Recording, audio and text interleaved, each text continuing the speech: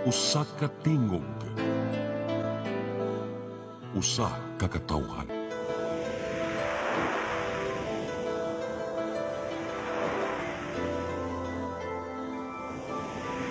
Cebu Catholic Television Network.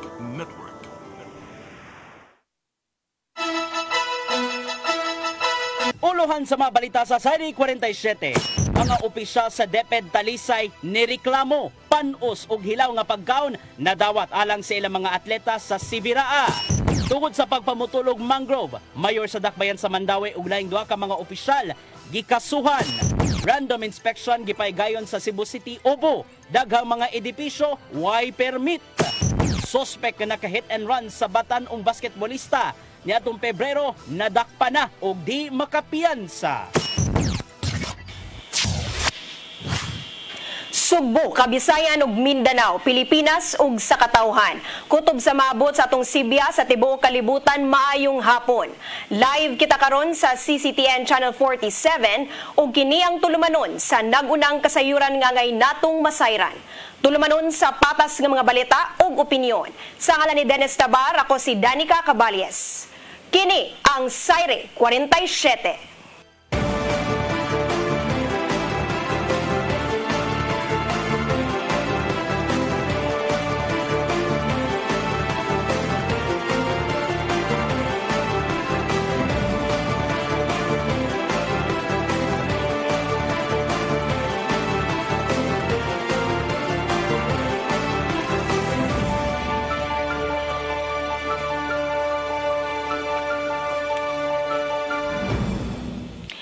Karon sa kumpletong detalye sa mga balita.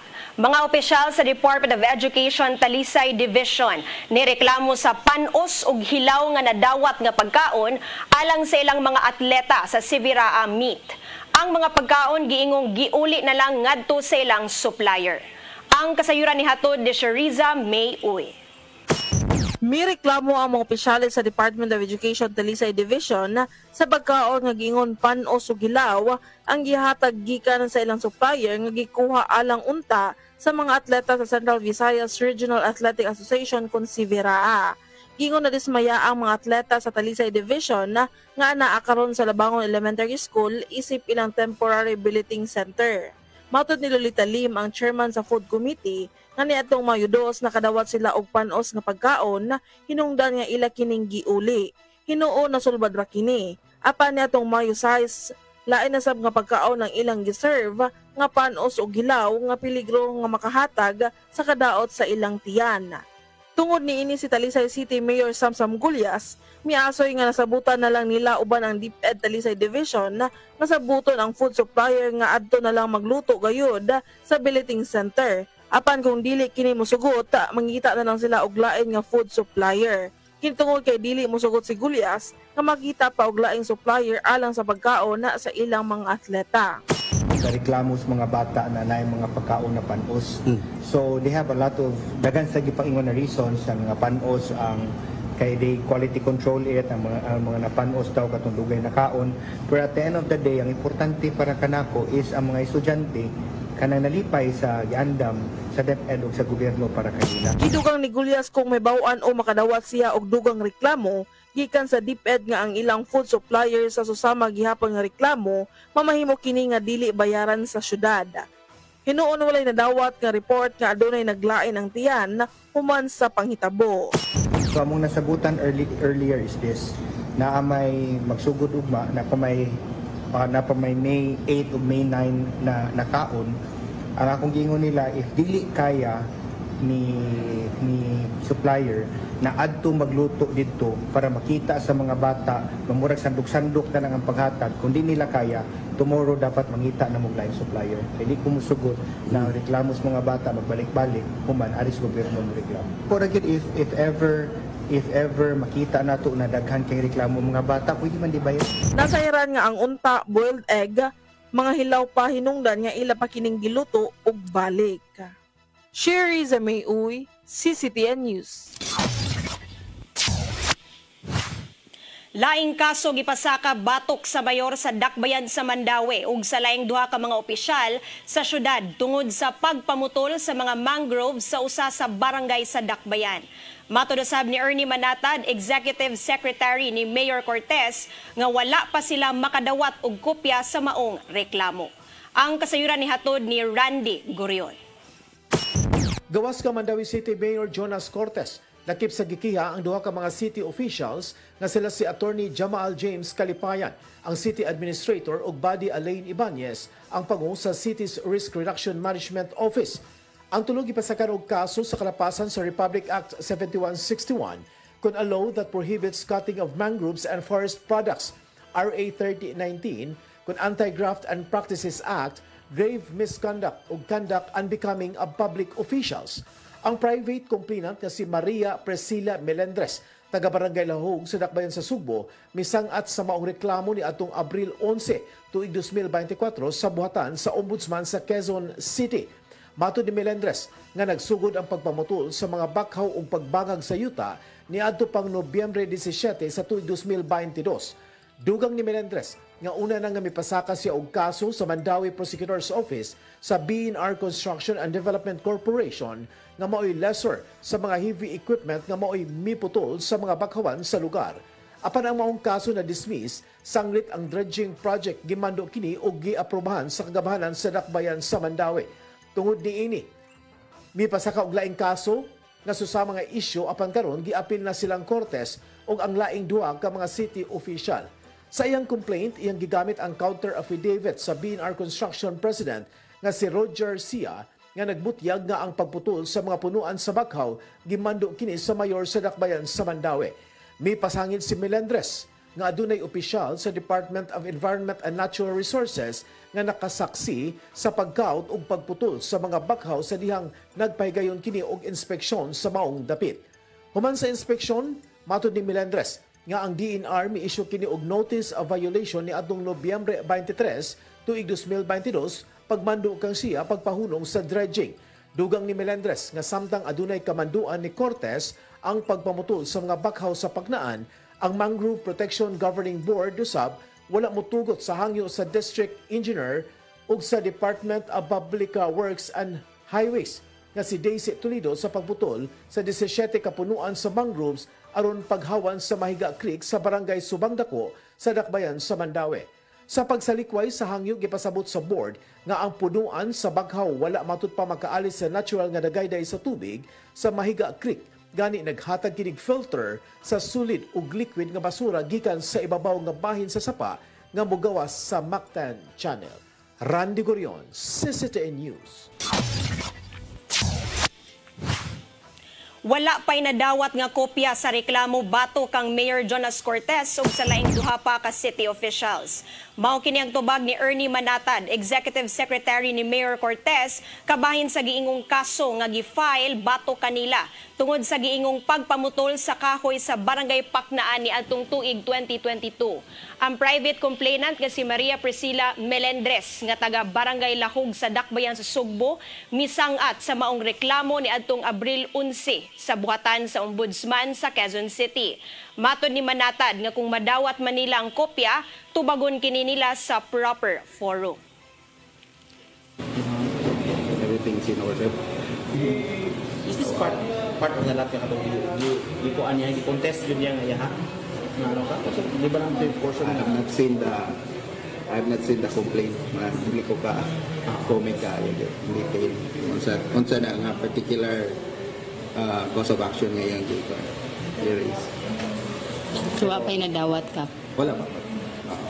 Kumago na sa city sa forum part mo. Upper forum. Syudad sa Mandaue ni pa-clearing na sa fish pen sa Barangay Banilan.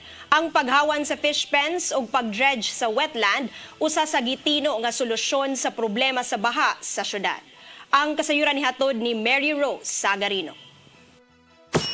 Gipanghawanan o gikuha na sa syudad sa Mandawi ang fish pen sa Barangay Banilad. Ang sakop sa Housing, Urban and Development Office Konhodo ang nipahigayon sa clearing operations. Ang fish pens na himutang sa wetland o lamakan sa Banilad Kabangkalan area. Gusto sa dakbayan nga malimpyuhan o mapalawman ang wetland nga nagsilbing catch basin o maoy mosawd sa tubig uwan gikan sa kasilingan ng mga lugar lakip na sa syudad sa Subo. Giingon nga sheltered na kini hinungdan mo backflow ang tubig ngadto sa private village nga nahimutang luyo sa wetland. Ang paghawan sa fish pens o pag-dredge sa wetland ang usa sa gitino nga solusyon sa problema sa baha sa syudad kung adunay uwan. Matod ni Ernie Manatad, ang Executive Secretary ni Mayor Jonas Cortez, nga i-clear tanang moabot sa usa ka gatos nga fish pens.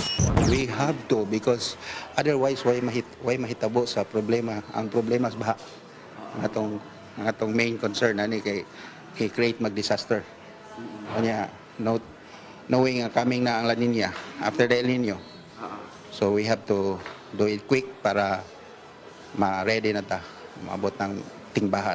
Ang clearing ang gikagool sa mga residente sa lugar tungod maapektaran ang ilang panginabuhian pagbaligya og aquarium fish. Ako ta panawagan ba nga unta, maluoy sa dintaon sila namo nga dili sa dintaon mi nila tangtangan og kanang grabe na gid tangtangan mi nila panginabuhian. Asa naman lang miandang og. Nga lisod ba kaya kaayo ron. Ya kalabanan sa nang inabuhi diri mga itiguang na po dili na madawat og panarbaho ba. Matod ni Manatad nga gipahibaw ng daan sa clearing ang mga apektadong residente. Gihatagan na matod pa sila og cash assistance. Giklaro usab ni ini nga ang gi-clearing ang fish pens lang og dili ang mga Pinoy-anan nila. Mary Rose Sagarino, CCTN News. Gisiguro ni House Speaker Martin Romualdez ang suporta kay Presidente Bongbong Marcos sa desisyon nga i-certify as urgent ang pag-amendar sa Rice Tarification Law. Matod ni Speaker Romualdez nga kini nagpamatuod sa pasalig sa gobyerno nga himuong barato ang presyo sa bugas humay sa kamerkaduhan. Ingon man ang pagpanalipod sa mga mag-uuma ug konsumidor sa mga nagpasagad lang nga traders ug middleman. Gihimog ata ni Romualdez nga pinaagi sa lakang ni Marcos Jr. masiguro gayod sa hingpit ang food security sa tanan. Apil sa giduso karon sa Kongreso mao ang pagbalik sa mandato sa National Food Authority nga makabaligya usab og bugas sa merkado.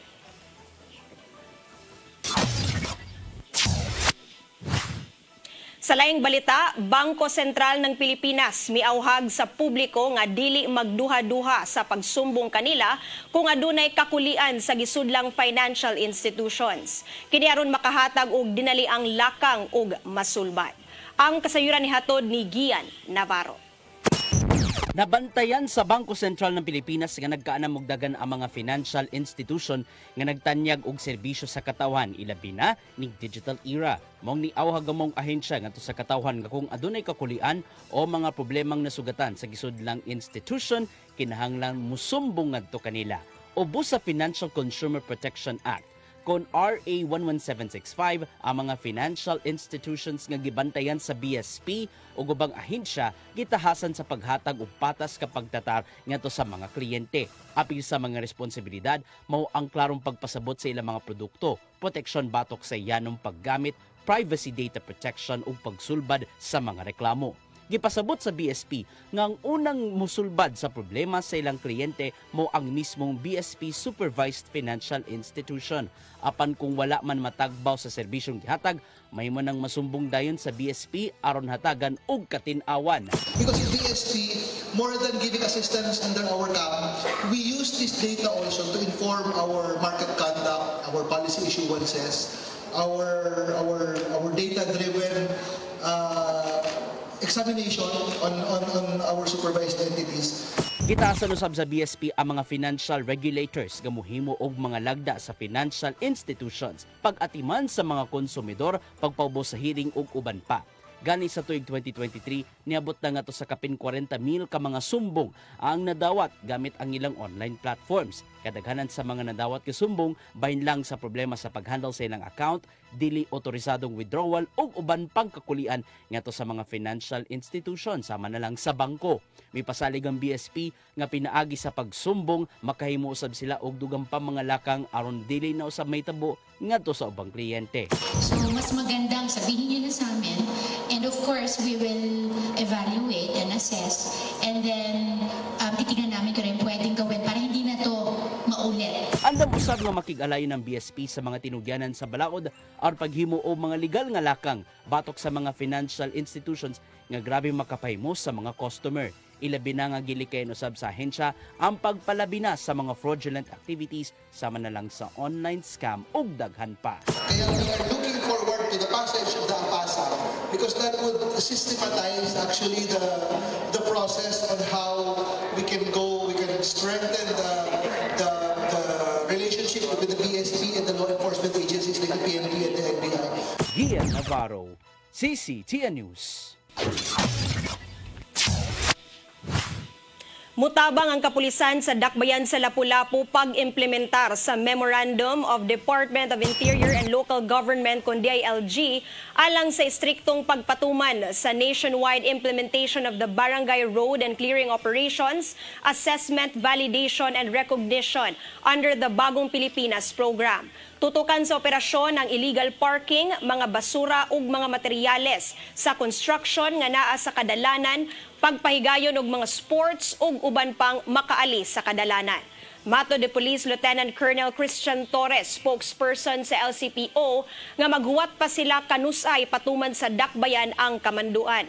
Dugang niya nga musuporta ang kapulisan sa maong mando, ilabi na kung aduna gyoy dili mo patuo sa road clearing.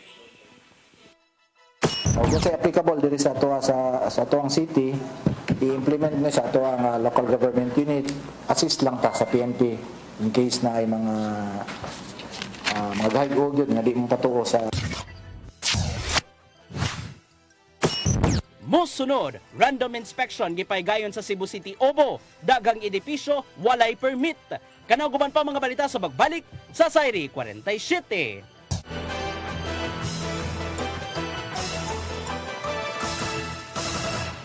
Ako si Mr. Rudy Romares, electrical subcontractor ng maong building. Ani adto nga wala pa kong mugamit ug ko'y sakit akong tuhod, iglakaw na ko. Akong mga lutaha, no? Labi na gikan ta sa overtime. Di sa ko ganahan mo kaon, nindot na ang resulta kay karon mo agi ta sa rampa diha, no? Maglakaw ra jud ko. Mga batan-on nga mauwahin ako og lakaw kay kusog na ko mulakaw tungod sa paggamit nako sa koy. So ay mo gamit sa koy kay nindot kay resulta. Daghang kay salamat sa koy. Herbal capsule, barato na, epektibo pa. Koy Herbal Capsule. Discover the beauty of the Philippines.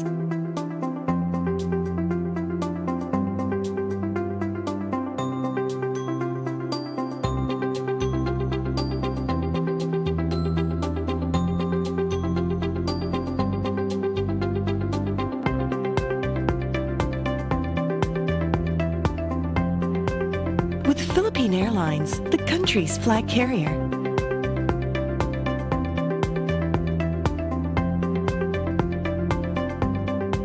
The airline that lets you feel the warmth of the nation.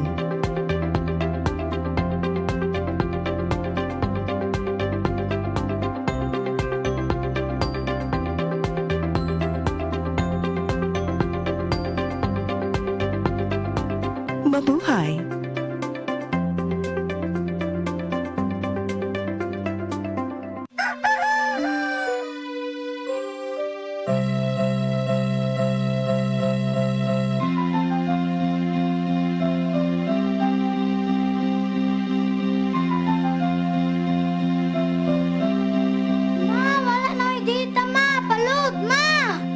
Sorry ma'am, na-late ko. Nagita pa mong gusto para internet sa kong anak ma'am. Ay, wala na yung problema. Pag-Sinisibu! Sinisibu, Sinisibu. For your internet connection. And for the signal of your cable TV. So fast and straight the transmission to your home. Sinisibu! Sinisibu, Sinisibu. Offers you to have fiber optics. For your viewing experience, perfect and clear, so fast. So great and affordable for you to enjoy. Sinisibu. Sinisibu Television Network Incorporated offers fiber to the home broadband internet bundled with fiber to the home cable TV connection. Cine Cebu Television Network Incorporated, with its operation in Metro Cebu and the whole province of Cebu soon. And affordable for you to enjoy. Cine Cebu. Ang kinabuhi puno sa hagit. Sugpil na ka, Dri, ha? Ay, paginarte! Pagdita ka! Puno sa pangutana. Bata pa gani ka kayo? Nagpuyab-puyab na ka? Kinsa man ako ang masakitin ako din ay karoon na kinsa! Kung si buti mo'y pasabot na di. Puno sa luha. Pagpili pa, ako nga imong anak o kanay imong mga babae. Kasuko. Yung nananado pa. Ano itang ka ni Papa? Apan bisan mangit-ngit pa ang imong kalibutan, aduna pa'y nagpahiping kahayag. Aduna ka pa'y kasumbungan. Mga laman, hanap na. Dear Tatay, Tunog na unlod na. Nganong handuman. Way lain paagi aron masabtan nato ang Biblia. Kinahanglan nga doon natay relasyon kang Hesus. Hangtod sa layan natong panaguban, daghang salamat. Shalom. Tunog na unlod na.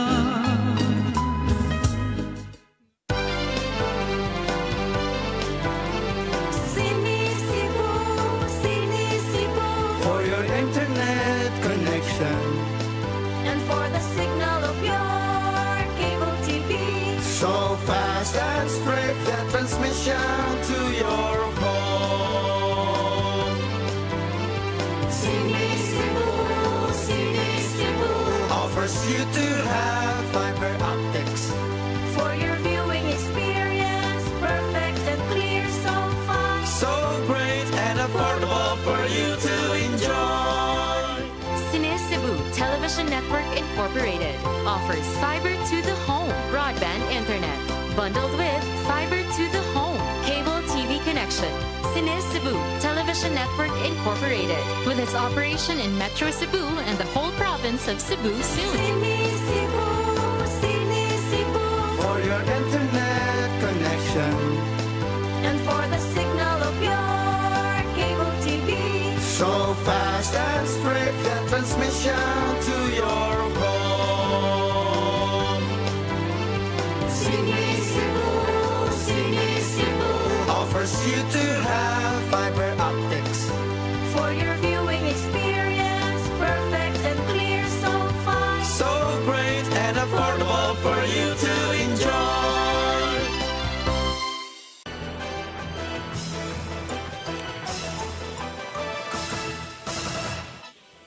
Balik sa atong mga balita.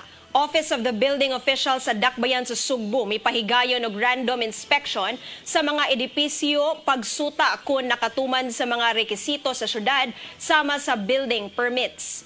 Pipila ka mga building apil na ang barangay hall sa Busay wala makapakitag permit gikan sa ilang buhatan. Ang kasayuran ni hatod de Shariza May Uy. Nagpahigayon og random inspection ang Office of the Building Officials sa mga balay patigayon gikan sa Barangay Lahug, paingon na nga to sa Barangay Kantipla aron nga masiguro kung nakakuha og permit gikan sa kagamhanan sa Dakbayan sa Sugbo ang ilang edipisyo. Lakip nga gisusi sa Ubo pinanguluhan ni Architect Florante Catalan na mao ang mga bag-o nga balay patigayon na kan-anan ug uban pa. Matod ni Architect Florante Catalan nga ilang susihon na ang tanan nga magian nila nga mga bag-o nga natukod nga building kung nag-operate na ba kini o nakakuha na og permits gikan sa syudad. Kini mo ang occupancy permit, building permit ug uban pa nga mga requirements sa pagsugod sa negosyo. Sila maybe ang ilang pagtuo dili na silang maabot. So mao nakita na lang ang nangadto para i-check na to ang area if naa ba sila. Ug inyong nakita nga lain-lain, random kayo ang mga rampant kayo ang mga sa tawag mga construction ug mga business nga nag-business without occupancy permit, without building permit, basta na lang itindog, basta na lang nag-business. Gani ato sa inspeksyon sa Barangay Hall, sa Barangay Malubog, nasayran nga wala kini building permit.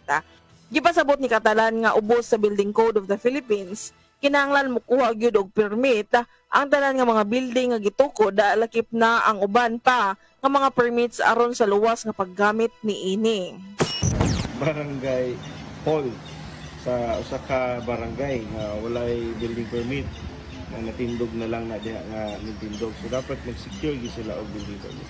Sa pagkutlo ning balita, nakahatag na og notice of violation ang obo ngadto sa tulo ka establishments o sa kadako nga establishment og duha ka commercial o residential buildings nga walay mga permits. Sa pagkakaroon, padayon pa ang ilang inspeksyon sa bukid. Sherry Zamay-Uy, CCTN News. Gitunol na sa Cebu Provincial Government ang mga nahuman ng infrastructure projects sa lungsod sa Argao nga mobalor og 57.2 million pesos. Mahimo nang maagian sa publiko ang road section sa Barangay Mompeler ug Barangay Balaas nga gigastuhan og 8 million pesos. Giablihan usab ang 45 million peso Mompeler Balaas Vegetable Highway Project. Magamit ang maong karsada aron mahatod ang mga dekalidad nga utanon ug lagutmon gikan sa bagatang bahin sa probinsya paingon sa mga dakbayan. Gi-turn over na usab ang 56 ka mga lampposts nga dunay solar lights sa Barangay Sumaguan nga gigastuhan og 300,000 ka pesos. Samtang gianagurahan na ang 2-story barangay hall sa Barangay Linutod nga mobalor ngadto sa 2.8 million pesos.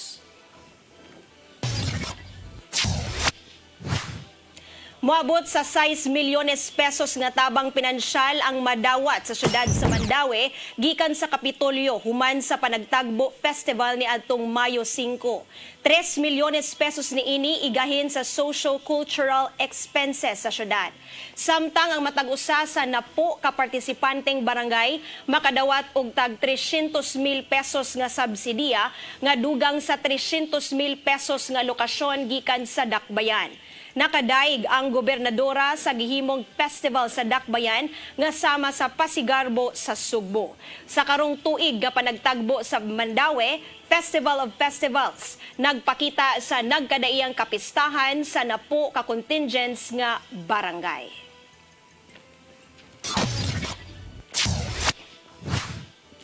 Kita sa Pag-ibig Fund misaka ngadto sa dulan 50 bilyones pesos ni adtong tuig 2023. Gitaho nila kini atol sa stakeholders report nga gitambungan sa managlahing employers ug land developers. Ang kasayuran ni hatod ni Gian Navarro. Ato sa stakeholders report sa Pag-ibig Fund Visayas, gitaho sa mga kadagkuhan ang nimong paglambo ngadto sa mga piniling employers ug land developers. Sa tuig 2023, niabot na og 49.79 billion pesos ang net income kung kinitaan. Din mas taas kini og 12% itandi na tong tuig 2022. Kung isgutan ng total assets kung kabtangan, ana na kini sa 925 billion pesos sa miaging tuig. Mas taas sinuon kini og 12% itandi sa tuig 2022.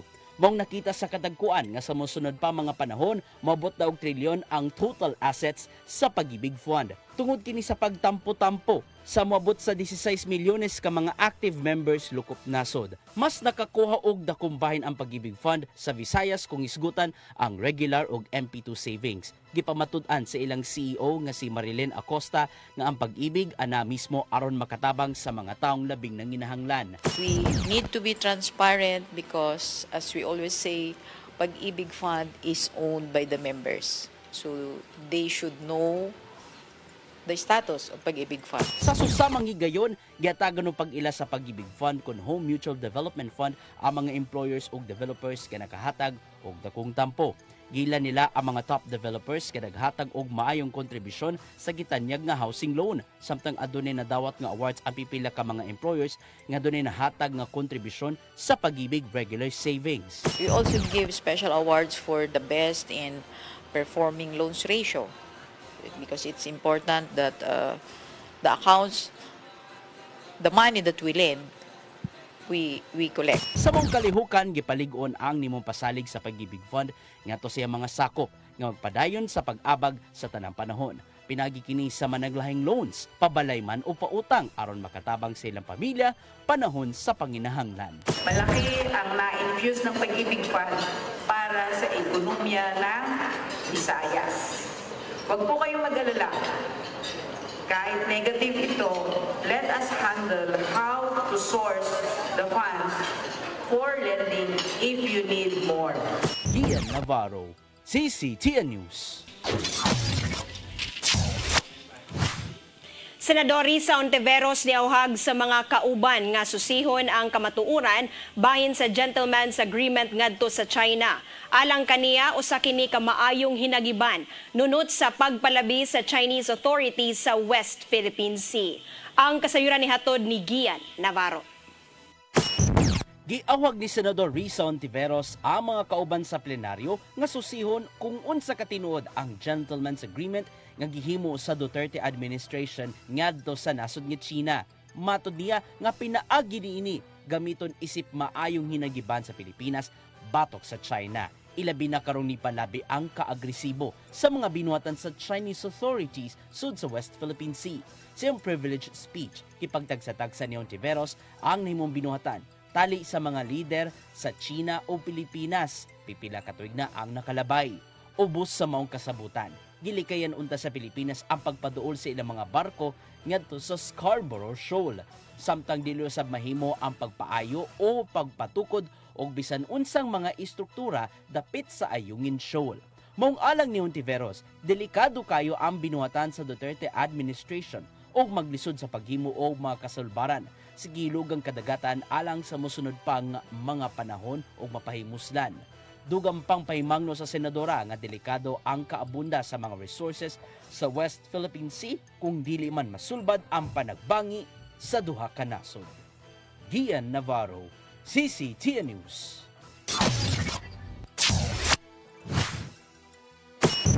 Mosunod, sospek nga naka-hit and run sa Batan-ong basketballista niadtong Pebrero nadakpa na og di makapiyansa. Kana guban pa mga balita sa pagbalik sa Sayri 47.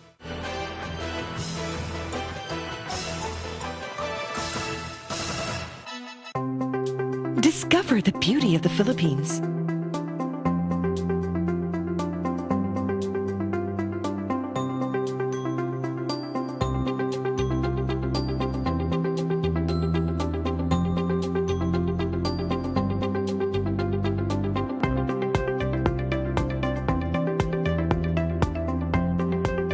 With Philippine Airlines, the country's flag carrier.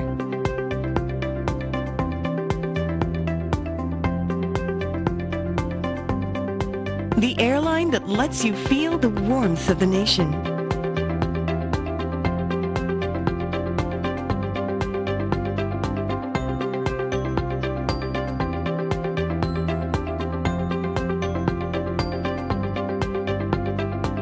Mabuhay!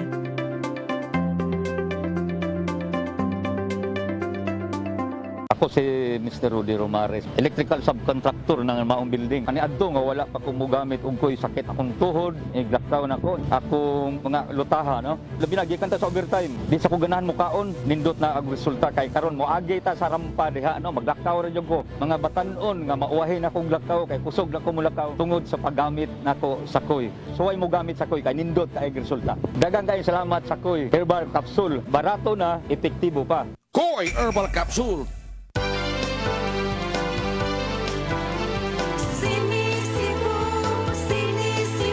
For your internet connection And for the signal of your cable TV.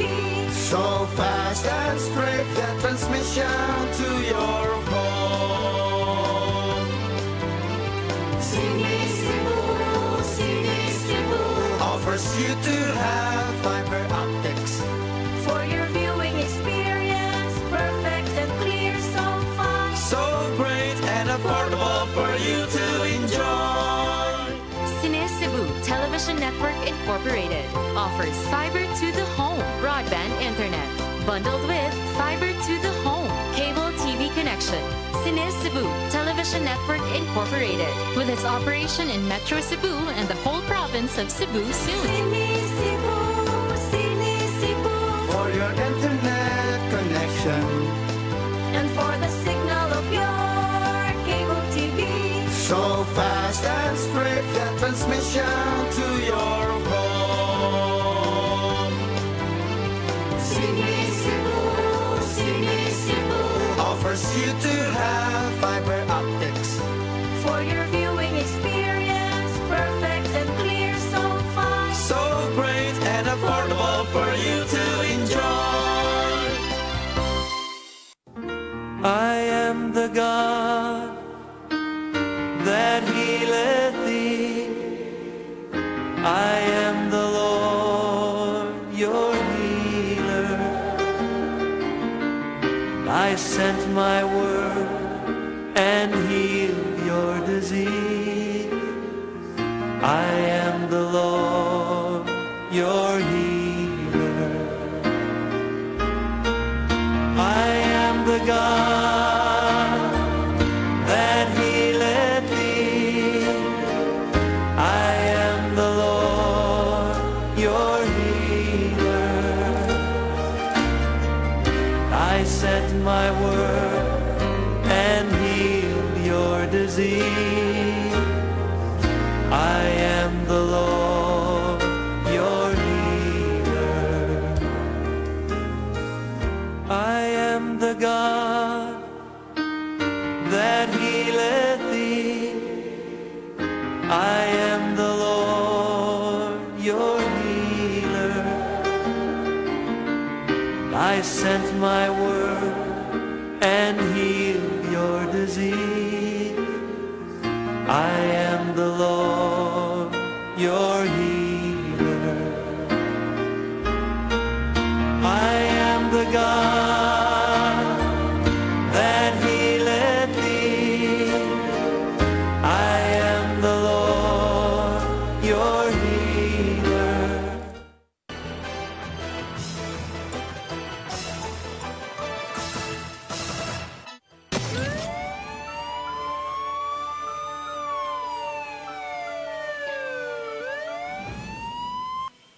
Balik sa atong mga balita. Sospek sa pagka-hit and run sa usa ka batanong basketbolista niadtong Pebrero 4 nga si Aaron Carl Tan nadakpa na sa kapulisan sa Dakbayan sa Sugbo. Kinihuman malutsan og warrant of arrest sa kasong murder nga walay gitugot nga piyansa ang korte.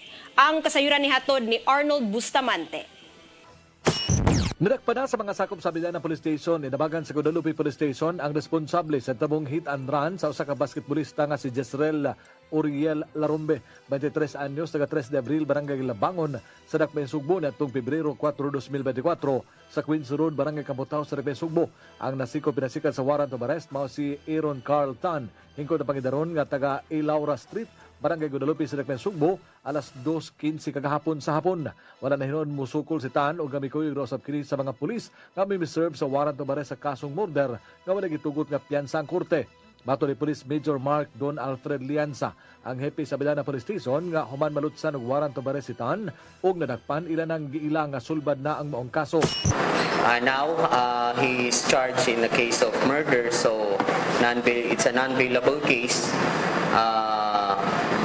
Hindi siya makabail, and then he will wait for his hearing, detained na gyud sa karon sa police station, and then after that i-turn over man na siya sa city jail. Nitong Pebrero 4, 2024 sa alas 6 antak na sa buntag, gihit-andran ni Tan ang motorsiklo ni Larumbe nga niresulta sa nanali nga kamatayon niini.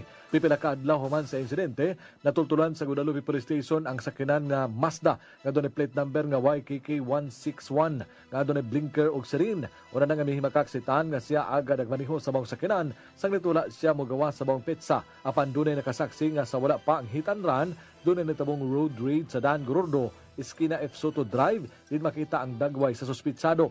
Igugod kini sa akusado pinagi sa paggamit og sirin og blinker ug pag-abot sa Queens Road, Barangay Kaputaw. Gidumbol niya kini nga may resulta sa pagkalamba sa biktima. Human migawas ang mga CCTV video sa social media.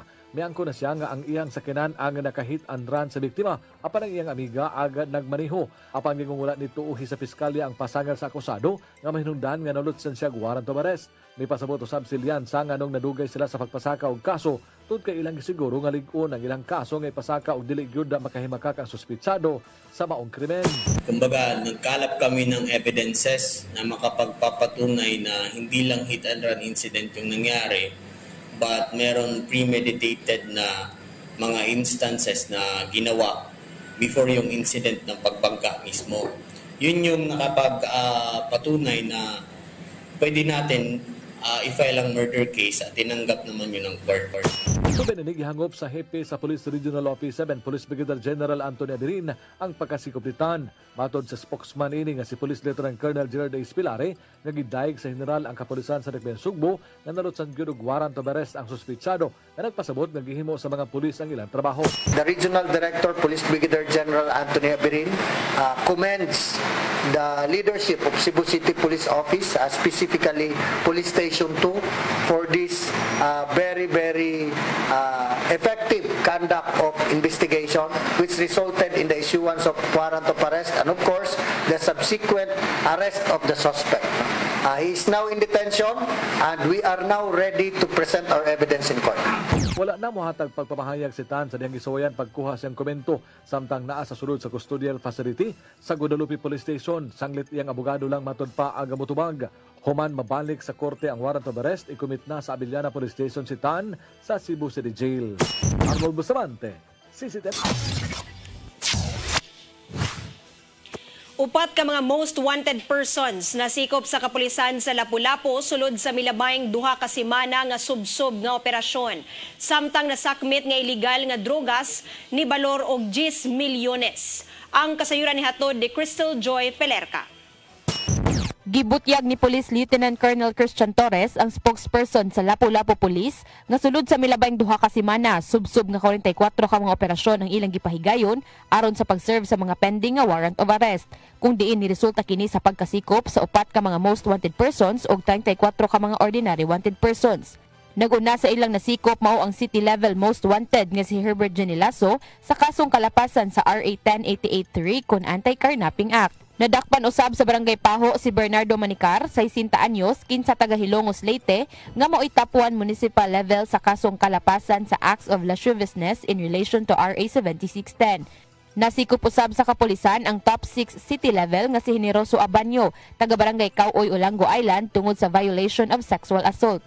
Samtang wa usab nakaikyas ang top 7 sa provincial level nga si Prince Homicilio Evardon, 35, lumulupyo sa Puog, Toledo City sa kasong kalapasan sa RA 9262 kon violence against women and children.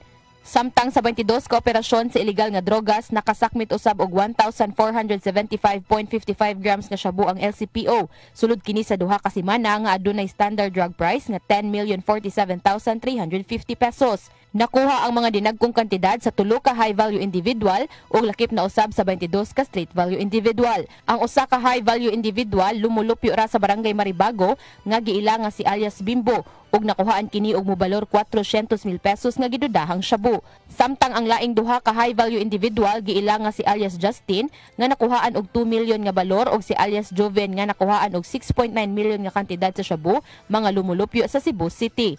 Matod ni Police Captain Abraham Igot, ang chief sa City Drug Enforcement Unit, nga padayon nilang gimonitor ang mga kauban sa mga dinakpan aron nga dili na masudlan ang dakbayan og mga illegal nga drogas. Mga personel na sige ka monitor. Kay sige ka ni kasudlan og dilang ko atong kuan sa motor ka kuan atong mga batanon. Kay ang target mo na nila ato ang mga batanon. Ya, kusog ang kawat ngana kay siyempre kung itaw access mo sa nila pagkuha right there. Crystal Joy Pelerca, CCTN News. Upat ka mga sospek sa pagpusil sa e-bike driver ug pagkaangol sa kauban niini nga usa ka menor de edad sa Dalan Orhelio, Barangay Sambag 1 niadtong Mayo 1 ning tuiga na ilhana sa kapulisan. Kasong murder ang giandam nga ipasaka sa Abiliana Police Station. Ang kasayuran ni hatod ni Arnold Bustamante.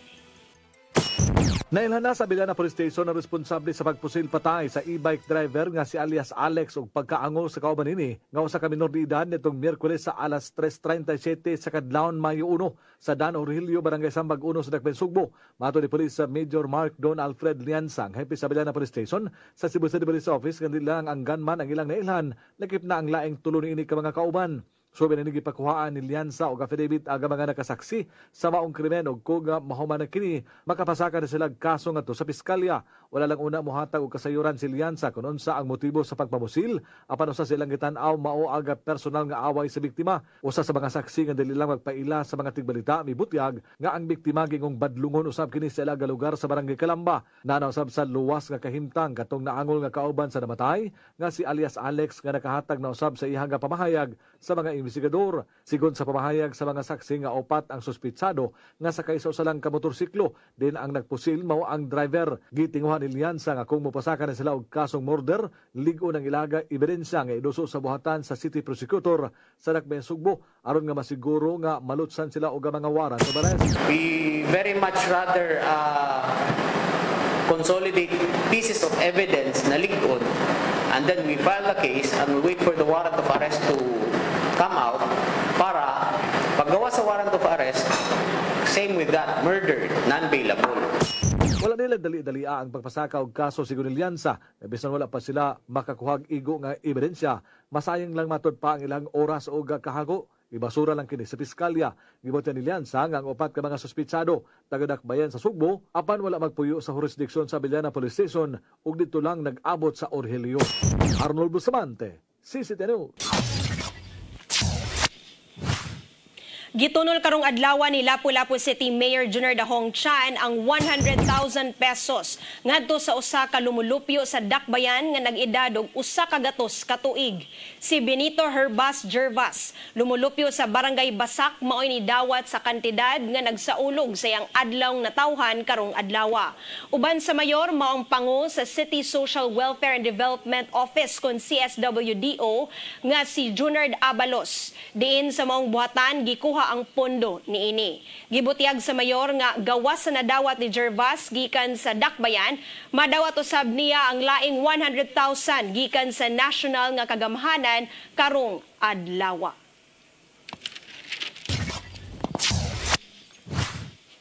Mao kadto naglangkob sa atong mga balita sa Saire 47. Sa ngalan ni Dennis Tabar, ako si Danica Caballes. Hangtod ugma sa inyong paboritong tulumanon. Saire 47.